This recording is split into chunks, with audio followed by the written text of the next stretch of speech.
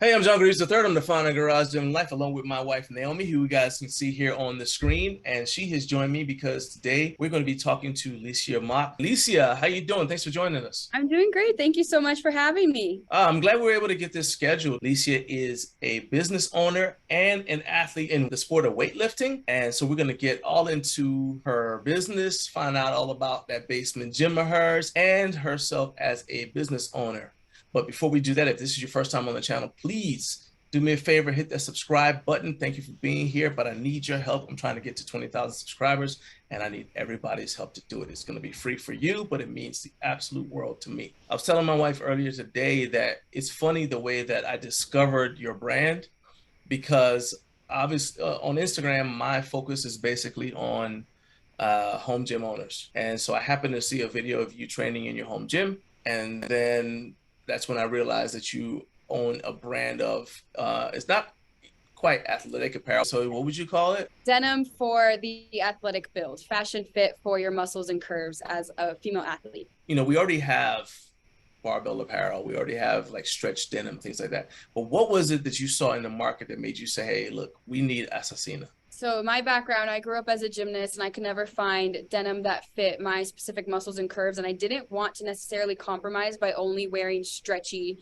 fabric or stretchy fits. I wanted something that actually was sized for my proportions. And that's where, when I was doing my research on what was currently offered in the market, I found that there was a gap in that part of the women's fashion sizing scales. There wasn't an option necessarily for muscular women, an athletic fit, as I would like to brand my sizing scale. There's many different sizing. There's plus size, petite, tall, and even in men's they have athletic fit, but that was something missing in the women's fashion industry. So that's what I really wanted to provide, was a specific sizing scale made for your proportions, and then bringing on the style and the materials to complement that sizing scale, instead of just giving a jegging and saying, here, this will fit your curves. But I wanted to be a little more technical with the fit of the denim. So when I went to your website and got a chance to take a look at like your jeans and your shorts and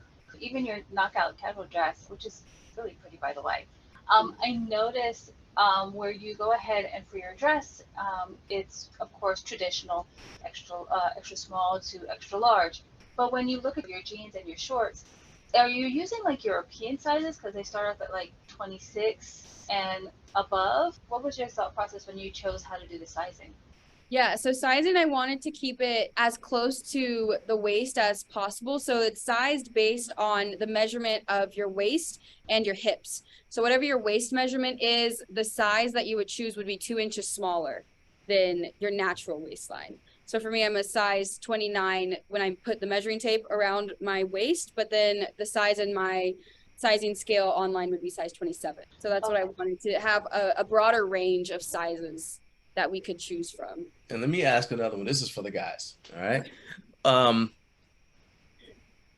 so as a rule, I'm not saying they're not exceptions, but as a rule, we want to buy something for our wife, for our girlfriend, and number one, we don't understand sizing. Okay, let's just start there. What would you say to a guy who's like coming on, he's like, okay, you know what, I'm gonna check out this company because my wife works out and she's always complaining that she can't find anything that fits her.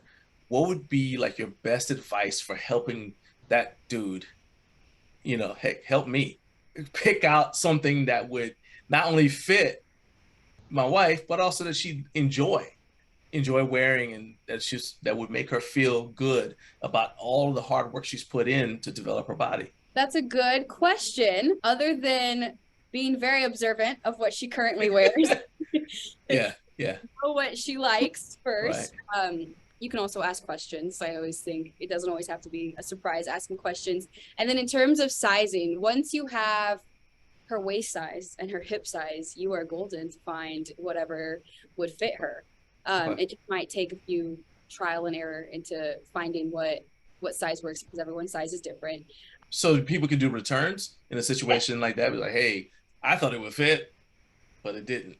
Yes, Okay. yeah, we've had that before. I actually did have someone come and buy something for their significant other, and he just showed me a picture of her. He said, "This is what she looks like."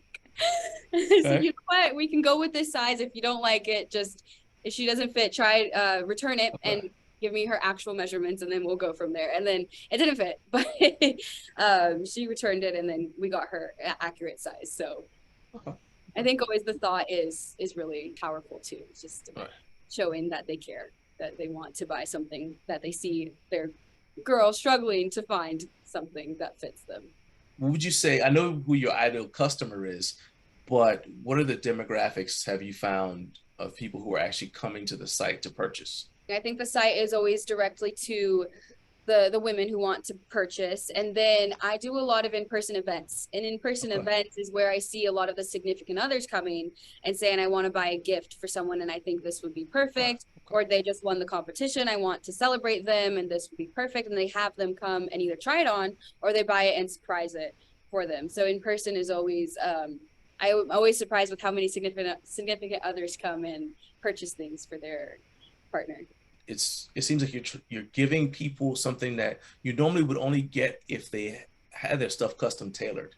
Was that the kind of the effect you're trying to get? Yeah, so that was the one pain point that was my main focus that I wanted to tackle, was that gap in the waist. I know every time we try on denim, it fits the quads and the booty, but then there's a huge gap at the waist. That was always the problem I found, and that I noticed other athletes had found when they would try and find pants that fit. So that was the one thing that I wanted to focus and really make sure my product provided a sizing and style that didn't gap at the waist. Between the two of us, I'm the TikTok fan. So so I found your own personal TikTok, and then I saw your business TikTok. Yeah. And so on your own personal TikTok, you had this motivational one that you did where it's you on the balance beam and doing a backflip, and you have the voiceover of just like, you are this vessel. And I mean, it really kind of stuck out. So I've seen my husband create, plan out his content and do his interviews, and then of course the fun part of editing. So my question though is, what was the origin of you creating that particular TikTok? That's a good question. I was kind of nervous to post that one because I don't usually do vulnerable posts. A lot of my TikToks and Instagrams are kind of funny, just training videos. I never really put myself out there in that image, but that audio, when I first listened to it, it hit such a point in me that just brought out the inner child, that reminded me of how I felt when I was 14, when I was 7, when I was growing up in this sport. And every time I have a conversation with other girls who grow up as athletes, or, just as women in general, we go through our life growing up, trying to love our body. I think we all come back to this moment where we're like, I should have just loved myself the entire time. I regret always picking out the details that I didn't love about myself when I was a kid. And that's what I wanted to share with that video, especially as an athlete, because I know there are a lot of young athletes, female athletes on the app. Something very positive and powerful, I think, that would carry them throughout their growth journey, becoming an adult. And that was always something that was difficult for me when I was an athlete in the 2000s. Being a muscular girl wasn't as popular as it is today. So that was my journey, trying to accept and embrace the muscles that I grew at a very fast rate when I was a kid, and turn me into the person who I am today. And I love that audio of that interview that she had behind that video. It was a great TikTok. I even, like I said, between the two of us, I'm the TikTok fanatic. You go down the rabbit hole, and I did go down the rabbit hole with both your personal as well as your business. One of the questions I have is, I noticed you had videos that went all the way back to like 2021. So was this a business that you created, during the coronavirus or during the pandemic? And then what made you decide to you kind of told us your origin, but what are some things that you learned during the pandemic, and if you could go back and make any changes, what would it be? I did launch it in 2020. It was actually my dream when I was a kid to come out with a clothing line fit for athletes, because I was always so tired of not finding clothes that fit. I looked in the mirror one day and I said, I'm going to do it myself. I'm going to make clothes that fit our muscles and curves. So that's what I've always been working on in college. That was my project throughout my 4 years in college, was building this business. And then when COVID happened, I launched. It was a huge learning experience, especially to launch during a virus, during the pandemic. Things that I would go back and change. It's hard because when you're going through this process, it's easy to become a perfectionist during the process. So there's not a lot of things that you know that you should change until after it happens, because you can only be so prepared during the journey. But I would say to myself is to not be afraid to put the brand out there at a bigger level than what I was treating it. I think I was still scared that there wouldn't be proof of concept, that it wouldn't be accepted, and that it would fail. So I kind of played it safe with a lot of the marketing and a lot of what I invested into outreach. I think I could have put in a grander scale and not hold myself back with fear that people wouldn't like the product. Because as an entrepreneur, you just have to take the risk and be confident in what you're providing to the market. So you started during the pandemic. Immediately, I have questions. And they're actually based on like just business realities. On the one hand, you had people at home shopping because they were at home, and there were people who were filling up. They were basically keeping themselves entertained by shopping. But then on the other hand, there's people aren't really going out to events. So you're not running into other athletes who you could say, hey, try my stuff, can you, and help me get the word out about this thing that I have. And also because people were largely staying at home, you had people who were like, well, I just put on sweats every day. I don't need to get put on fashionable clothing. I'm good. I'm in the house. So would you say that starting in the pandemic was a bigger help to you and your brand because it is online, or was it more of a hindrance because you didn't get to use some of those in-person touch points that normally you can use? I think it was an obstacle. And during the pandemic, I think my mindset was I didn't know how long it was going to last. It could be done tomorrow. We could have all been open up and back to normal. Of course, that didn't happen. But I was at a point where it was either I launch the business and go for it, or I don't. And it stays as a project that I've always wanted to put out there, and it never sees the light of day. So I think for me, it was like, you have to do it now or never. And the pandemic, I think, helped and burdened the business a little bit. I think it helped because I was able to do it a very soft launch. Since everything was closed and people weren't going out as much, it was almost like testing the waters with the product and slowly putting it out there. It took a lot of patience for me to realize that, but it gave me a good foundation for what I needed to know of what my customer was looking for, what my customer wanted, and where my customer would be when things and events were open. And then it hurt in the fact where people did say, I'm not going out, I don't need clothes. But then I did see that they would say that, and then the next year they would buy something because then, more people were going out. So it had both, cons and pros to it. You're sitting in your home gym right now. So we're looking at your squat rack, and I was checking out your home gym earlier. I think that having a home gym specifically is great for creativity because training gets your brain working. A lot of times if you're trying to problem solve, you can just go for a walk and you'll get an answer. But I think it has an advantage over going to a public gym because you don't have the distractions of the other people around. So as a business owner, what's the best idea you've ever had hit you while you're in your gym? Ooh, that's a good question. I've had a lot. The basement, I used to not like working out in the basement because I didn't want to be alone. But the more I did it, the more I found freedom of just being able to be the weirdest version of yourself alone. A lot of it I post. A lot of it we've seen it. Yeah, a lot of it's not it makes the workout it's okay. fun, right? Yeah. I get a lot of content ideas from the gym. I know multiple times I've had great content ideas that I wanted to do with other models, that I wanted to do with a different photo shoot, or, you know, a content creator that I thought would be a fun, creative way to market the product. But I think just being in a space by yourself, listening to music, doing the sport that you enjoy, brought out a more creative side of me that I didn't always tap into, because I'm a spreadsheets girl, which is really surprising, but I love just being a hermit on my computer looking at spreadsheets and data, and very analytical. So the basement brings out a more creative side of me, which is I don't think a common way that people come up with their more creative and artsy projects.